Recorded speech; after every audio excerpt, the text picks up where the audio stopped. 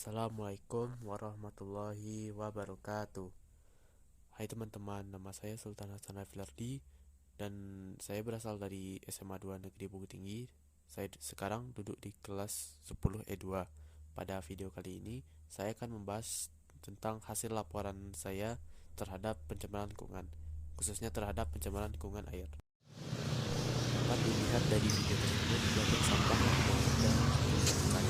Video tersebut diambil dari daerah Jirek, Jalan Veteran, yang pencemaran air adalah menurunnya kualitas air yang disebabkan oleh masuknya komponen asing berupa unsur, energi, atau zat lainnya ke dalam air. Pencemaran air adalah suatu perubahan keadaan di suatu tempat penampungan air. Penyebab pencemaran air dapat dibagi menjadi dua, yaitu sumber kontaminan langsung dan tidak langsung. Sumber langsung meliputi efluen yang keluar industri, TPA sampah, rumah tangga, dan sebagainya. Sumber tak langsung adalah kontaminan yang memasuki ke badan air dan tanah air, tanah atau atmosfer berupa hujan. Contoh pencemaran air seperti: pertama, penggunaan bahan peledak untuk menangkap ikan. Penggunaan bahan peledak untuk menangkap ikan, meski ilegal alias dilarang, cara ini masih sering digunakan sehingga menjadi penyebab pencemaran air dan merusak ekosistem air. Kedua, pencemaran air karena sampah.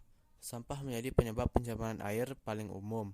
Kebiasaan buruk membuang sampah sembarangan, baik sampah organik maupun anorganik, ke sungai dan laut, dapat membuat perairan tercemar. Ketiga, pencemaran air karena pengundulan hutan. Penyebab polusi air berikutnya adalah pengundulan hutan dan perusakan hutan. Hal ini disebabkan pembuangan kayu, ranting-ranting, dan dedaunan yang menyebabkan sumber air menjadi tercemar. Oleh sebab itu, jaga hutan yang masih tersisa di bumi harus dilestarikan demi hidupnya ekosistem. Dampak pencemaran air. Yang pertama terhadap biota air. Banyaknya zat pencemaran pada air limbah akan menyebabkan menurunnya kadar oksigen terlarut dalam air tersebut, sehingga mengakibatkan kehidupan dalam air membutuhkan oksigen terganggu serta mengurangi perkembangannya. Yang kedua, terhadap lingkungan biotik dan abiotik.